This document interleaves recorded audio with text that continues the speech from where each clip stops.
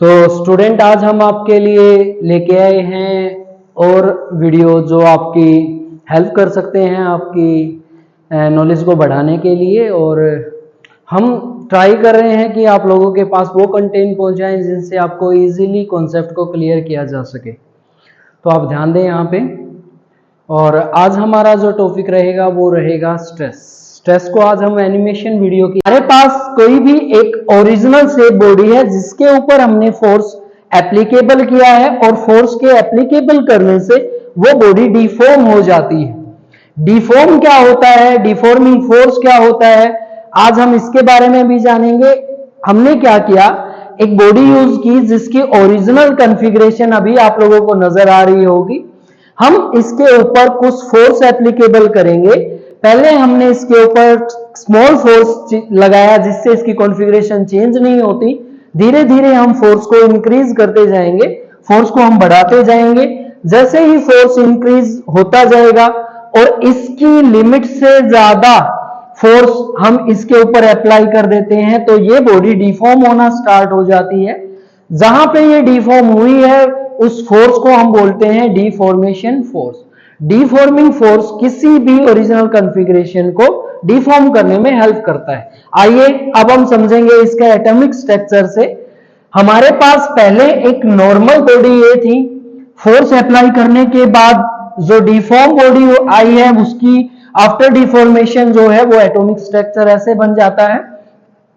इस atomic structure के अंदर जब हम फोर्स एप्लीकेबल करते हैं इसको डिफॉर्म करने के लिए तो ये बॉडी क्या करती है, खुद का एक अपना फोर्स जिसको ये रिस्टोर करना स्टार्ट कर देती है, उसको हम बोलते हैं रिस्टोरिंग फोर्स। ये रिस्टोरिंग फोर्स इसको वापस ओरिजिनल कॉन्फ़िगरेशन में आने में हेल्प करता है। जानते हैं स्ट्रेस क्या है। स्ट्रेस का हम यहां से फॉर्मूला बनाते हैं, stress is restoring force per unit area. यानी कि स्ट्रेस है क्या। आइए स्टार्ट करते हैं हम अब type of stress. Type of stress में हम बहुत एक्चुअल में इसके 5 टाइप हम पढ़ते हैं, पर जो अलग अलग इसको किस तरह से बताया गया है वो आज हम इसमें पढ़ेंगे। टाइप ऑफ स्ट्रेस में पहले हम नॉर्मल स्ट्रेस पढ़ते हैं, हाइड्रोलिक स्ट्रेस पढ़ते हैं, टेंजेंशियल स्ट्रेस पढ़ते हैं।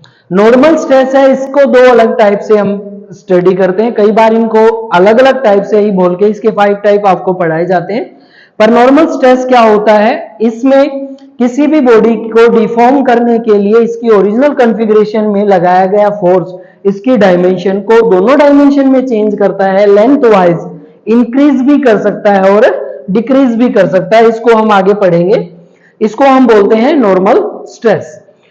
अगला जो हमारा रहता है वो है हाइड्रोलिक स्ट्रेस। हाइड्रोलिक स्ट्रेस में क्या होता है, हाइड्रोलिक स्ट्रेस के अंदर किसी भी ओरिजिनल कॉन्फ़िगरेशन के चारों तरफ अगर इक्वल अमाउंट में फोर्स एप्लीकेबल किया जाता है उसको हम बोलते हैं हाइड्रोलिक स्ट्रेस। हाइड्रोलिक स्ट्रेस में किसी भी फॉर्मेशन, जैसे हमने एक स्फीयर यूज की गई है, आप देख रहे होंगे इसके चारों तरफ से इसके ऊपर फोर्स एप्लीकेबल किया जा रहा है और चारों तरफ से फोर्स लगाने से इसकी जो कॉन्फ़िगरेशन में चेंज। अगला जो हमारा रहता है और जो लास्ट हमारी टाइप रहती है वो रहती है टेंजेंशियल स्ट्रेस। टेंजेंशियल स्ट्रेस में क्या होता है, आप इसमें देखेंगे कि किसी भी बॉडी को डिफॉर्म करने के लिए जो फोर्स लगाया जाता है with the direction of deformation, इस डिफॉर्मेशन में इसकी वॉल्यूम पे कोई इफेक्ट नहीं पड़ता पर इसकी जो शेप होती है वो क्या हो जाती है, चेंज हो जाती है, जिसको हम बोलते हैं टेंजेंशियल स्ट्रेस। टेंजेंशियल स्ट्रेस के अंदर किसी भी फॉर्मेशन में ध्यान रखें वॉल्यूम में चेंजिंग आता है, उसकी शेप में कोई चेंज। अब हम जानते हैं कि जो नॉर्मल स्ट्रेस है इसको कैसे अलग अलग टाइप में पढ़ा जाता है। तो नॉर्मल स्ट्रेस को 2 अलग टाइप में पढ़ा जाता है। एक पहला जो हम इसका टाइप पढ़ते हैं वो है टेंसिल स्ट्रेस या फिर इसको बोलते हैं लॉन्गिट्यूडनल स्ट्रेस, और अगला जो टाइप हम पढ़ते हैं इसको बोलते हैं कंप्रेसिव स्ट्रेस। टेंसिल स्ट्रेस में क्या होता है, लॉन्गिट्यूडनल स्ट्रेस जो है या टेंसिल स्ट्रेस है, हमारे पास जो डिफॉर्म बॉडी है इसको जब हम डिफॉर्म करेंगे तो इसकी एक्चुअल लेंथ जो है वो फोर्स की डायरेक्शन में इंक्रीज हो जाएगी और जो इसके अंदर जो फोर्स लगता है इसकी डायरेक्शन को चेंज करने के लिए, इंक्रीज करने के लिए, उस स्ट्रेस को हम क्या बोलते हैं, tensile stress. Compressive stress, compressive stress में नाम से ही पता चल रहा है, कंप्रेस जब हम करेंगे और इसकी एक्चुअल लेंथ डिक्रीज हो जाएगी फोर्स एप्लीकेबल करने की डायरेक्शन में, तो उसको हम बोलते हैं कंप्रेसिव स्ट्रेस। तो स्ट्रेस के बारे में वो टॉपिक हमारा रहेगा स्ट्रेन। स्ट्रेन के बारे में आज हम जानेंगे कि स्ट्रेन क्या है, स्ट्रेन में हम किस तरह से बॉडी को डिफॉर्म कर सकते हैं, तो उसके बारे में हम जानते हैं। स्ट्रेन में हम क्या क्या चेंज कर सकते हैं, किसी भी बॉडी को कैसे डिफॉर्म कर सकते हैं, हम उस बॉडी को लेंथ वाइज डिफॉर्म कर सकते हैं, मींस हाइट वाइज हम उसको डिफॉर्म कर सकते हैं, वॉल्यूम वाइज हम उसको चेंज कर सकते हैं और शेप वाइज हम उसको चेंज कर सकते हैं। स्ट्रेन किस तरह से एक्सप्लेन करता है डिफॉर्मिंग फोर्स की कॉन्फ़िगरेशन और ओरिजिनल कॉन्फ़िगरेशन को, आइए हम आज उसके बारे में जानते हैं।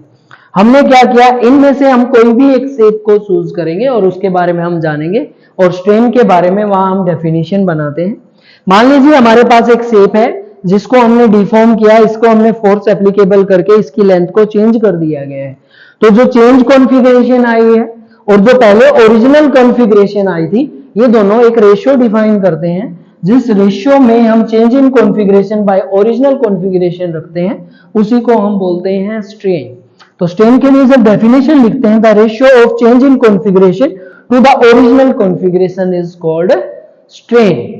स्ट्रेन का पढ़ने का रीजन या इसको जानने का रीजन, किसी भी बॉडी के ऊपर वो डिफॉर्म फॉर्मेशन है जिसका कंपैरिजन किया जाता है ओरिजिनल कॉन्फ़िगरेशन के साथ। स्ट्रेन में जब आप फॉर्मूला रखेंगे और इसकी डायमेंशन को आप रखेंगे तो आपको पता चलेगा इसका ना कोई यूनिट होती है ना इसका कोई डायमेंशन फॉर्मूला होता है।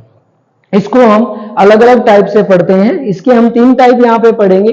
पहला longitudinal strain, second volumetric strain, third हमारा शेयरिंग स्ट्रेन। पहले हम इन तीनों टाइप्स में से लॉन्गिट्यूडिनल स्ट्रेन के बारे में जानते हैं। लॉन्गिट्यूडिनल स्ट्रेन में क्या है कि इस बॉडी को डिफॉर्म करने के लिए जब हम उसके ऊपर फोर्स लगाते हैं तो इसकी जो ओरिजिनल कॉन्फ़िगरेशन है वो चेंज हो जाती है और ये भी एक रेशियो बना के हमारे पास देता है। वो रेशियो क्या रहता है, चेंज इन लेंथ बाय में ओरिजिनल लेंथ। तो इसके लिए जो रेशियो हमारे पास बन के आता है लॉन्गिट्यूडिनल स्ट्रेन कहलाता है, change length to the original length. Definition भी आप लिख सकते हो, the ratio of change in length to the original length is called longitudinal strain. अगला हमारा रहता है वॉल्यूमेट्रिक स्ट्रेन। वॉल्यूमेट्रिक स्ट्रेन में क्या होता है कि फोर्स जब हम अप्लाई करते हैं तो वॉल्यूम में जो चेंजिंग आता है, वॉल्यूम जो इसकी चेंज हो जाती है, उस वॉल्यूम के चेंज होने से जो रेशियो बन के हमारे पास आता है चेंज इन वॉल्यूम बाय में ओरिजिनल वॉल्यूम, उसको हम बोलते हैं वॉल्यूमेट्रिक स्ट्रेन। तो यहां पे लिखेंगे the ratio of change in volume to the original volume is called volumetric strain. Strain की कॉन्फ़िगरेशन के लिए हम चेंजमेंट को ही स्टडी करते हैं कि कहां पे क्या चेंज आता है। लास्ट जो हमारा टाइप रहता है वो है शेयरिंग स्ट्रेन। शेयरिंग स्ट्रेन में किसी भी बॉडी के ऊपर जब फोर्स एप्लीकेबल किया जाता है और बॉडी फोर्स की डायरेक्शन में डिस्प्लेस हो जाती है, मींस उसकी वॉल्यूम में अगर चेंज आता है, शेप में कोई चेंज नहीं आता है, तो उसको हम किस में स्टडी करते हैं, शेयरिंग स्ट्रेन में। शेयरिंग स्ट्रेन में क्या बताया जाता है, the ratio of displacement of surface to the perpendicular distance to displace surface from fix surface is called shearing strain. Formula आपके पास रहेगा।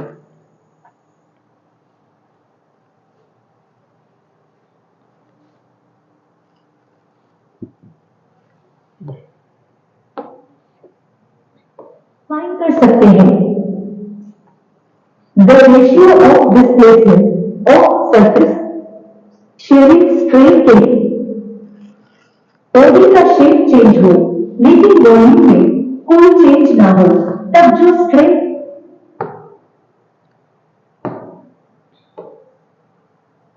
इन volume to the original volume is called volumetric strain.